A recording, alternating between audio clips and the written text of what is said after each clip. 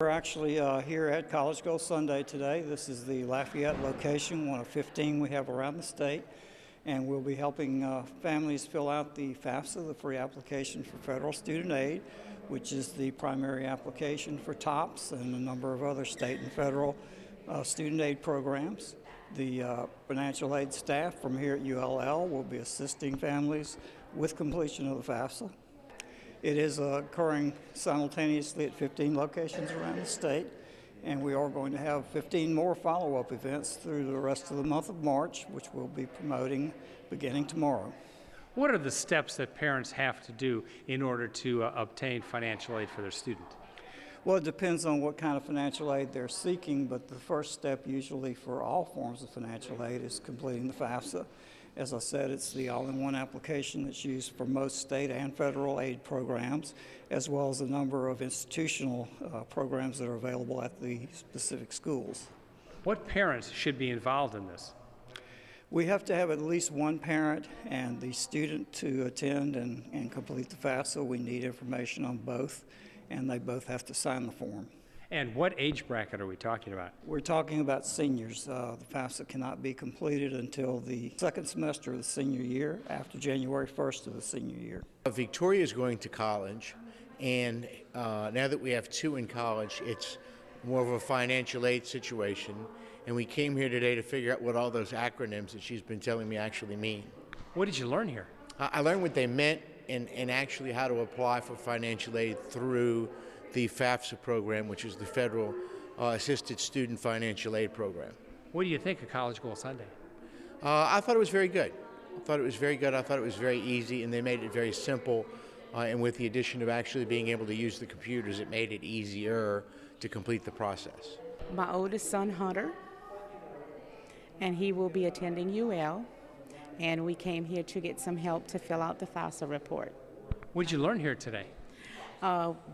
They told us what to fill out. They gave us a lot of information on financial aid, answered a lot of my questions that I had. It was very, very informative. Would you recommend this to other parents? Yes, definitely. We came here today because my youngest daughter is fixing to graduate from high school, and she's coming here to UL for athletic training. And we're just concerned about the possibility of the financial aid that we could get, and just so that she could be able to achieve the goals that she wants to achieve. What did you think of College Goal Sunday? I thought it was awesome. I thought it was a big help, something that's very necessary, and I think we can benefit a lot from it. My purpose here was coming here today was to get general information on how to get my daughter started and her financial needs for college. What did you learn here today? Today I learned important deadlines and how to fix our errors that we are receiving on our FAFSA. Was this a helpful session for you? Yes, it was very helpful, and now I'm encouraged that we're on the right track. My youngest son is going to college as of now, be a mechanical engineer, and we came here for preparation, help with the education and the finances of the education. What did you think of College Goal Sunday? It's fantastic. Without an education, can't get anywhere in life, so I'm very pleased to be able to be part of the funds that's helping us provide my son with education. Did you learn a lot here today? Yes, very educational. The wife, as a matter of fact, she's filling out paperwork right now with the help of the assistants inside the office. My son is graduating from Lafayette High, and he is also in the dual enrollment program at U of L. So he did take a college credit last year, 3 college credits, and then he's taken a class again this year. And we wanted to come get more information because we do need to complete the information, the FAFSA form, to go ahead and get him enrolled in the fall semester. What did you think of College Goal Sunday? It was very informative. I think this is a great program, and the opportunity to also go ahead and get online, if you choose today, to actually start the FAFSA application process. We have 2 sons, Dakota and Dante, who will start college next year, and we currently have an older son, Dylan, who is finishing up at UL in May. What did you think of College Goal Sunday? It was pretty informative, pretty well presented. We enjoyed it. What did you learn here today? Some tips and some guidelines on filling out the FAFSA and how to process it, those kind of things. Was it worthwhile for you? Yeah, it was. We wanted to gather information and be as informed as we can about TOPS and FAFSA. What did you learn here today? Well, we found out that there are grants and scholarships and, the deadlines that we'll need to prepare everything and get it done before. Did you find College Goal Sunday helpful? Very much. We enjoyed the presentation and we got a lot of information, good information. I came here with my son Jordan to help him sit down and get as much information as possible about the financial programs that he might be privy to for enrollment in college, his next step. What did you learn here today? We learned an incredible amount about FAFSA, an incredible amount about the federal programs that are available to him in the way of scholarships, grants, loans, work study. We learned quite a bit about the application process and what specifically things that he needs to do, things we need to do from an informational and financial standpoint to make sure that we get all of that in correctly so that he qualifies. What do you think of College Goal Sunday? I think it's an excellent tool. If not used solely by UL, by multiple universities, to really get information out to families, to students, to parents that they might otherwise miss through the normal school counselor program. My oldest of 4 members is going to college. Her name is Jordan. We came to get all the information to learn how to sign up and apply for all of the financial aid available. It was very helpful because we got step-by-step told what we need to do. What do you think of College Goal Sunday? I think it's a great idea, and I'm very happy that I happened to check the mail and found the postcard. Good afternoon, everyone, and we'd like to welcome you to the College Goal Sunday event. This event is hosted by the Louisiana Office of Student Financial Assistance and also sponsored by the Louisiana Association of Student Financial Aid Administrators.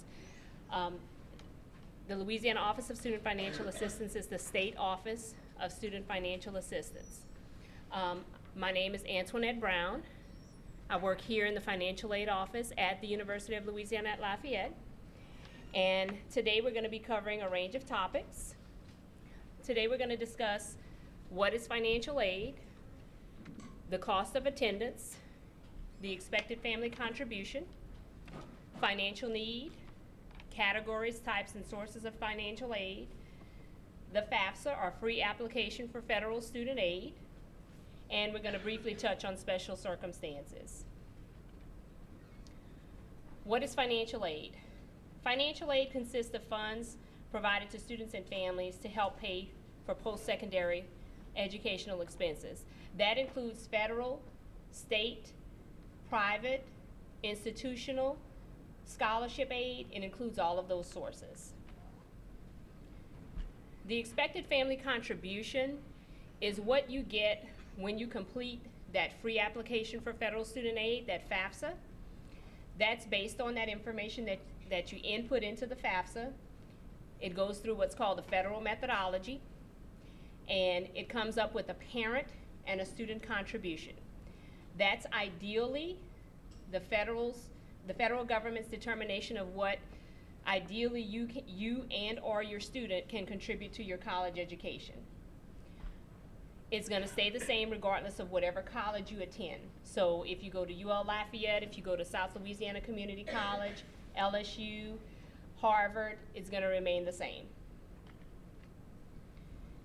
And your financial need is determined by the cost of attendance at the school you plan on attending, minus that contribution that's determined on that FAFSA, or free application for student aid, and that's going to give you the student's financial need. That's for federal programs. Some scholarships also use this information to determine scholarship eligibility. So it's used for a variety of different sources. So it's not only used to determine your federal aid. A lot of scholarships use this information to determine what scholarship you might qualify or how much. There's 2 categories of federal aid or financial aid: non-need-based and need-based. Need-based is the type of federal aid that's determined when you complete the FAFSA.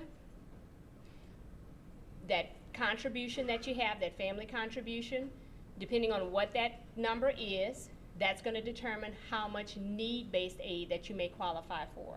And we're going to go over the programs that are need-based and non-need-based in a minute. The different types of financial aid, which I mentioned earlier: scholarships, grants, also student loans, as well as employment. Those are all types of financial aid. Scholarships can be state, private, civic-based. Grants, most grants are federal. There are some state grants, and there are some institutional grants depending on what school you attend. Loans can range between the federal student loans, which are the direct subsidized, direct unsubsidized, and the parent loan, as well as private loans that you may apply for. Employment, that can be need or non-need-based employment. Need-based employment would be based on your FAFSA at the institution that you plan on attending. If you're eligible for what's called federal work study, then you could have an on-campus or sometimes off-campus job under that program. You may also qualify for institutional employment, where if you don't qualify for need-based employment, institutions also have funds that they can award students jobs based on their budgeting. So there are a couple of different types of that as well. Scholarships are money that does not have to be paid back, that you're awarded based on your merit, your skill, some characteristics. Some of them are awarded partially based on need, but most scholarships that we found are based on merit, skill, characteristics, major. A lot of scholarships are dependent upon what field you plan on going into. So there's a variety. There's scholarships out there all the time. Grants, again, money that does not have to be paid back. They are usually awarded based on the basis of financial need, which that's where your FAFSA comes into play. Loans are money that students and parents borrow to help pay college expenses. Repayment usually does not begin until after your education is completed.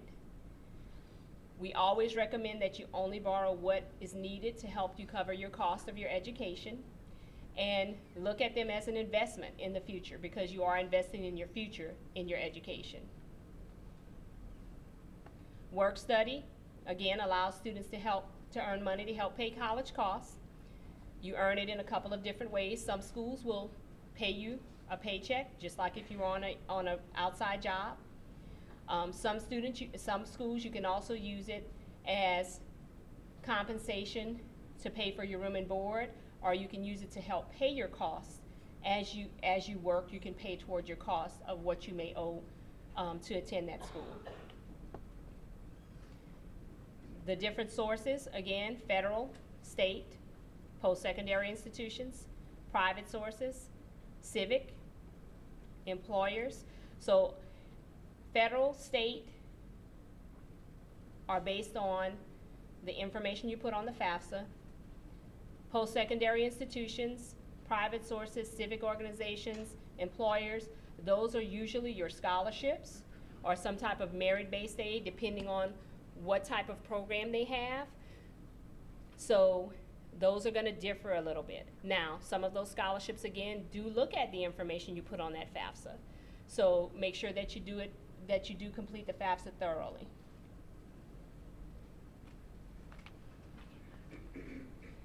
And now I'm going to turn it over to Gus with the State Office of Student Financial Assistance. Thank you. Welcome again, everybody. My name is Gus Wales. I'm the Director of Public Information and Communications for the Louisiana Office of Student Financial Assistance. We are the state agency that administers the programs you see on the screen here, including the TOPS program, and I'm going to talk to you a little bit about the TOPS processing cycle and what to expect, because you guys are all, I hope, qualifying for a TOPS award or hoping to qualify for a TOPS award. If you have any questions that I do not cover in this part of the presentation. I will be around for the remainder of the day, so please feel free to find me and ask me any other questions you may have. There are two methods of applying for TOPS. The preferred method is the FAFSA because it does consider you for all the other programs that we've just discussed. So with you guys here to do the FAFSA, I'm not going to go into any other detail. Same thing with the FAFSA deadlines. You actually can wait a year after high school graduation before you begin using your TOPS award. But hopefully you guys are ready to start school next fall and you're going to go ahead and get your FAFSA in. But if for some reason you do decide to sit out a year before you start post-secondary education, if you want to work and earn some money for college, or if you want to go backpack across Europe and find yourself, you do have a year to do that. You just have to have your FAFSA in no later than July 1st of next year, 2016. After that, you'll run into some penalties, and if you don't have your application in by October 29th of 2016, you're disqualified.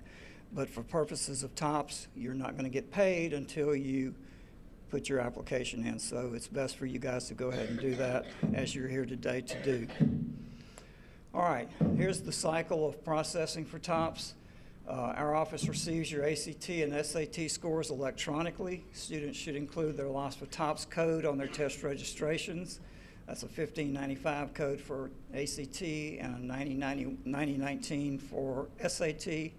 If you did not put your registration code on your ACT test, you're probably okay. We will probably have your scores by the time you graduate. Now, if you're taking the April test, make sure that you do put that code in there because we won't get those scores until about mid to late June without the code.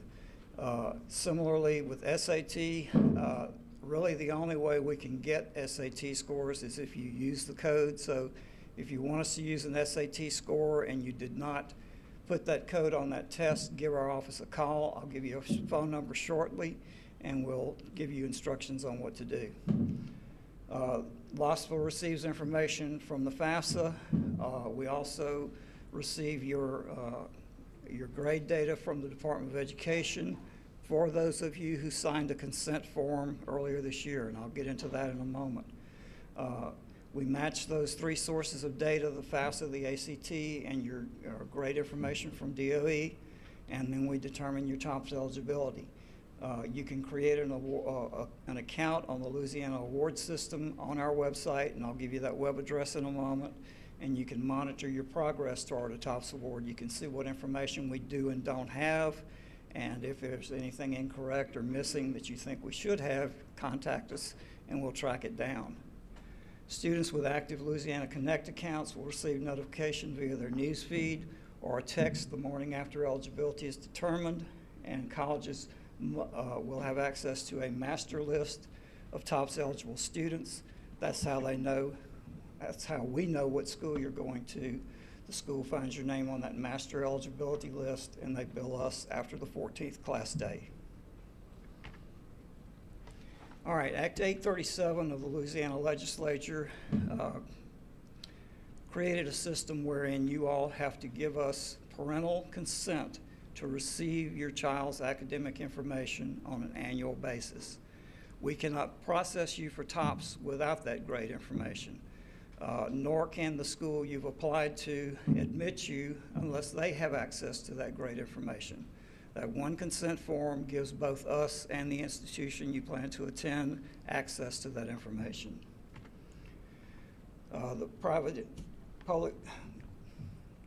The information that we need from your records is also used in the TOPS tracker to give you a TOPS tracker which you can follow your progress toward a TOPS award. You can see what grades you're eligible, what courses you have completed, what courses you still need to complete to remain eligible.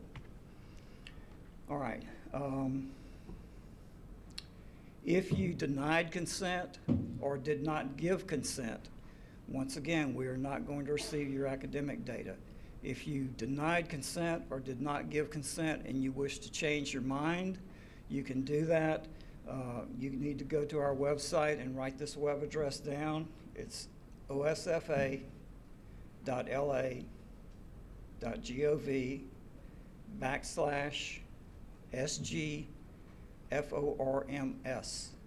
That will take you directly to the consent form. You need to download, print, fill that out, sign it, and take it to your high school counselor or principal before school ends. Once consent has been given to LOSFA and received your student data, the student then can establish an account on the Louisiana award system and monitor their TOPS eligibility. And that's the web address for the Louisiana award system where you can create that account. We must have the student's personal academic information no later than your graduation from high school in order to determine eligibility for a TOPS award in time for you to receive the award by the fall semester. This is what the consent form looks like. If you did not fill out this form and turn it into your school earlier this year, and you want us to process your student for TOPS eligibility, you need to go to the website address I gave you, download, print, fill out this form, and take it to your school. Now, if the student is 18, or if the student has turned 18 since the parents denied consent, the student can grant consent themselves without the parent's permission. And at that same web address, there is a form for students who are 18. If you gave consent as a parent and your student has since turned 18, you do not need to do anything. The student does not have to go in and file a new form. The one you approved is good for this academic year. And this is the consent form for 18-year-olds. For TOPS standard eligibility and renewal requirements, you can consult our website, and there's also a phone number and an email address where you can contact us with any questions you might have about TOPS. And there are folks working the phones and the email line all day from 8 a.m. until 4:30 p.m. Weekdays. So please give us a call and don't wait till the last minute. We do not begin processing until the first week of June. We have to get your grades in. Grades have to go from your high school to your LEA to the Department of Education and then to us. And along the way, they need to go through the computer to make sure that that consent flag has been turned on, allowing us to receive your information. So you're probably not going to get eligibility notification until at least mid-June. If you have not gotten eligibility notification by July 1st, you need to call our office because there's some kind of a hang-up somewhere. All right, Louisiana Connect is a college access and career planning portal that we launched a couple of years ago. It also was dependent upon academic information, so therefore, without the consent forms, which were just collected and put into the process in February, we have not been able to update the information in Louisiana Connect for like the last year and a half. We will update the third week of March, all information for students who have granted consent. So beginning the third week of March, you should be able to access your personal information, your academic information, I should say, in Louisiana Connect again. Other things you can do in the program is you can build a profile to show off your skills and achievements. You can learn how to afford a college education and many other things. We also have a link to the Workforce Commission Star Jobs site on Louisiana Connect, and you'll hear more about that shortly. Parents can also create an account, but again, not until the third week in March when we relaunch with current information. You can go in and search for colleges and compare costs and make recommendations to your student, search for scholarships, view your child's individual graduation plan, and a number of other helpful tools there. This is what the homepage of Louisiana Connect looks like. You'll see at the very top there's a button that says log in. That is, again, once we refresh the information, you'll be able to log in and see current academic data. In the meantime, there are a number of public pages that do not require logging in that you can use and find a lot of useful information. The site is divided into 3 sections: Plan to Go, Pay to Go, and Work to Go. The Plan to Go section is designed to help students identify career interests and types of education and training. The Pay to Go is a section about college education, graduate programs, technical certificates, financial aid, scholarships, all the costs associated with post-secondary education.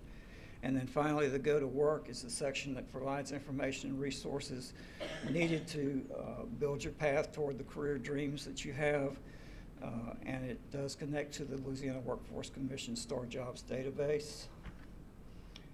There's also a college cost estimator and a family contribution calculator on the site. They can be accessed either from here or from the calculators button on top. And that will allow you to determine your family contribution, your expected family contribution, but you guys are going to get that from FAFSA when you get your student aid report.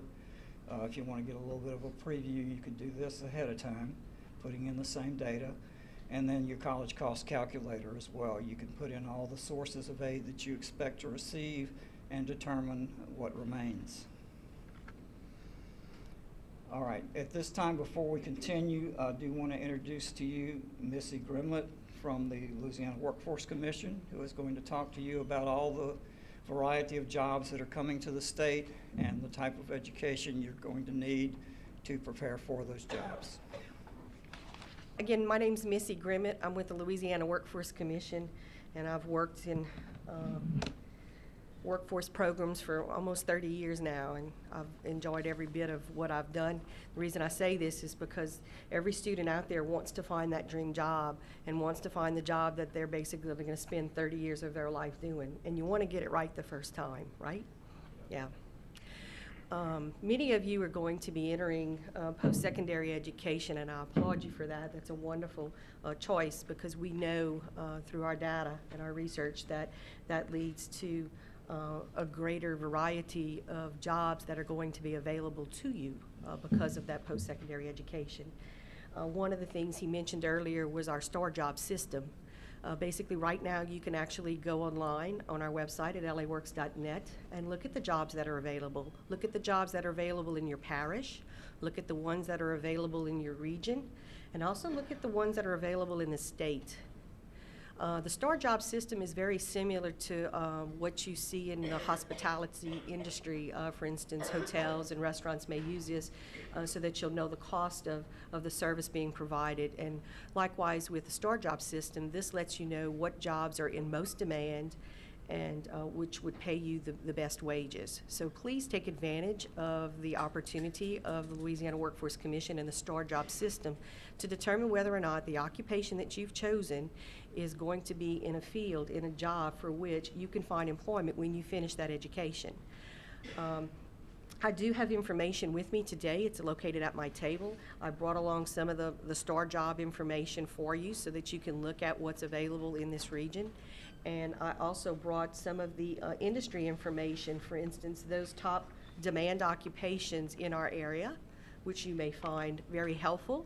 It may confirm what you've already selected, or it may actually give you an opportunity for consideration of an occupation that you haven't thought of yet. So I talked to a few of you who were uncertain as to what occupation you were interested in, and certainly that can help. One of the other resources that the Workforce Commission makes available to young students is the opportunity to try to search for a job. In her financial aid presentation, she talked about the fact that some of you are going to need to get a job. You're going to have to work and go to school at the same time. It can be done. It's actually not a bad thing. It gives you something to put on your resume. I do recommend that you try to find a job in an occupation for which you are training for. This also helps you get in with the local employers. It helps you get that specific career information to put on your resume, and it helps as you go forth in the workforce once you've completed your training. Of course, any job that you do put on your resume at this point will be helpful because it is building your resume, and employers do take that into consideration. When you're in high school, you have access to a guidance counselor. They're there to help you to make your decisions, to give you that information. Much of that information is actually obtained from the Louisiana Workforce Commission. We get our information straight from our employers. I work with a number of industries throughout the Acadiana area and throughout the state who basically give us that information about what they need now and what their projections are for the future. So that data is very vibrant. It is updated regularly, and it is available to every job seeker, every person that's going into training, so that you'll have done your homework. You'll know what's going to be available once you're done. Please visit our website to basically do that homework. We want you to make an informed decision. We want that decision to be one that you're going to be happy with, one that you're going to be like me one day. You're going to be looking out at a bunch of young people saying, I've been in this job for 30 years now and I still love my job. So we want to make that happen for you. We want your career choices to be those that you'll be proud of and that will, honestly, I hope keep you here in Louisiana. Please do visit my booth. I will be outside, and I'll be able to take your questions. And I thank you so much for having me here today. One thing I did mean to mention that I neglected to, you all got a student survey when you came in. Please fill these out. We have grant money that we put this event on statewide annually, and our refunding is dependent upon the number of folks that fill this survey out. It's unfortunate that that is the system, but please, if you would, make sure you fill these out and leave them at the table where you checked in before you leave, and this will help us help more people next year. So I'm going to turn it back over to Antoinette now for the remainder of the presentation. Okay, the remainder of the presentation is going to be going over some general information about completing the FAFSA, which is what you all are here for today, so that we can move across to the computer lab and give you assistance in that aspect. Federal aid is the largest source of financial aid. It's awarded based on the FAFSA, primarily based on financial assistance. So to receive federal aid or to qualify for federal aid, each year you have to complete the free application for federal student aid. It's recommended that you do it usually coincided with the time that you file your taxes. That way the information is accurate. You can do it based on estimates, but we do normally recommend that you do it based around the time you do your taxes so that you have accurate information. The programs which we went through some of them earlier are the federal Pell Grant, the TEACH Grant, Teacher Education Assistance for College and Higher Education, the FSEOG Grant, Federal Supplemental Educational Opportunity Grant, the Iraq and Afghanistan Service Grant, the Federal Perkins Loan, Federal Work Study, subsidized and unsubsidized loans, and the Parent Loan for undergraduate students. The FAFSA, which is the form that you're going to complete, it collects demographic, financial information about the student and the family. You can complete it electronically or in paper, and it's available in English and Spanish. The information that's used to calculate the expected family contribution is what's going to be collected on the FAFSA. The amount of money a student and or his family may reasonably expect to contribute toward the cost of the student's education for the academic year. That's that expected family contribution that we talked about earlier. Colleges use the EFC to award financial need. You may file it at any time during an academic year. You can't file it any earlier than January 1st of the year that you will be starting college. So most of you will be starting college in August, so January 1st of 2015 would have been the earliest that you could complete it. Colleges do also have FAFSA deadlines, so make sure that you check with the college or the university that you're planning on attending to find out what those deadlines are. Reasons to file it electronically. The reason that's not on here, but that's the biggest, it's a lot quicker. They have built-in edits on the FAFSA application, which keeps you from making errors on the application. They have the skip logic, which also helps you to go through the FAFSA information. It will skip questions that you're not required to complete based on how you answer certain other questions.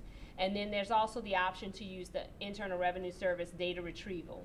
What that tool is it allows you to link your FAFSA information to your tax return so that it can upload into your FAFSA, which prevents you from making errors in the income section of the FAFSA. It uses real-time information, so if you have just done your taxes, for instance, yesterday, then the information will likely not be available for you to link from IRS yet because it hasn't processed yet. And you can choose whether or not you want to transfer that FAFSA information into your, that tax information into your FAFSA. If you choose not to, that's okay. You just have to complete it based on your tax information. This is what the PIN website looks like. What we recommend you do is that you sign up for a PIN, which is a 4-digit number, which serves as your signature, as your identifying information for your FAFSA. Parents and students can apply for a PIN so that both of you can sign the application electronically. You can sign the application using a paper form that you print out at the end of the FAFSA. That takes longer. What it will do is it will keep your FAFSA from being processed until that information is received. And if it's not received by the federal processor within 14 days, they will reject your application. So it's pin.ed.gov. If you haven't already signed up and signed up for a PIN, that's one of the things we can do over in the computer lab in a few minutes. Basic eligibility requirements: that you're either a citizen or an eligible non-citizen. If you're male, age 18 to 25, registered with Selective Service, that you have a social security number, high school diploma or GED, no drug-related convictions, that you have enrolled in an eligible program, a degree-seeking program, that you're maintaining progress standards, because for federal aid, the institution has to check that you are actually making progress, that you're completing the classes that you're registering for, that you're earning those credits and progressing toward that degree that you're pursuing. And that once you've started receiving federal financial aid, that you're not in any type of default status on your student loans, or that you owe funds back for non-attendance. If you're considered an independent student, which the FAFSA will determine that information depending on how you answer questions on the FAFSA, you would not have to use parental information. Most students who are coming right out of high school, though, do have to use parental information. Whose information do you use? If you live with grandparents, foster parents, legal guardians, those are not considered parents. If you are in a situation such as that, and you need some information on how you complete your FAFSA, you can see us after the presentation and while we're helping with the completion of the FAFSA, and we can answer those questions for you. If your parents are divorced or separated, answer the questions about the parent you lived with during the last 12 months. If your parent is remarried, and that's the parent that you reside with, then you would need to answer questions about that parent and their spouse. If your parents are not married and live together, there's a notation on the FAFSA that you would select unmarried and parents live together and provide information about both parents. Some other information that's asked for on the FAFSA, which is income, assets, any federal benefits that are received. It's going to ask about the number in the household, number of students in college, residency status, parents' email address. All that information is going to be included on the FAFSA. For signatures, you have to have the student signature, which goes back to that PIN that you can use, and you need at least one parent signature on the FAFSA if you're considered a dependent student. Some of the most frequent errors that are found in processing FAFSAs: social security numbers. A lot of people, if the parent is filling it out for the student, they may put in another student's social, another one of their kids' socials, or they may put their social in. The marital status can sometimes be a problem. The income, the household size, number in college, investments. Now, when the FAFSA is processed, the results, They notify you by email if you include that email on the FAFSA, so that is a good information to put on your FAFSA. If you do not put your email on the FAFSA, then they will send you a paper student aid report. It's going to be a processing, it's an output document that will show that information that you put on that FAFSA if you do not include your email. They will send that to you through the mail. And you can review your FAFSA and your results online back at the same website, which is fafsa.gov, that you've applied on. When you're listing schools that you want to receive this information to be considered for aid, you can list up to 10 schools on your FAFSA. If you're planning on going to a Louisiana school or thinking or haven't made a decision, make sure you list the Louisiana school first for your tops. It's also going to ask you where you plan on living while you're in school, whether you're in the dorm, at home, off campus. It's going to ask your enrollment status. And for signatures, again, parent and a student has to sign, and you can use that pen. If you print the signature page, you have to mail it, and it has to be received within 14 days. Otherwise, your FAFSA won't be processed. Any corrections you need to make to your FAFSA, if you complete the FAFSA and you go back and review it and realize that something is wrong, or you used estimated information and you need to go back and put in the correct information, you go back to the FAFSA website.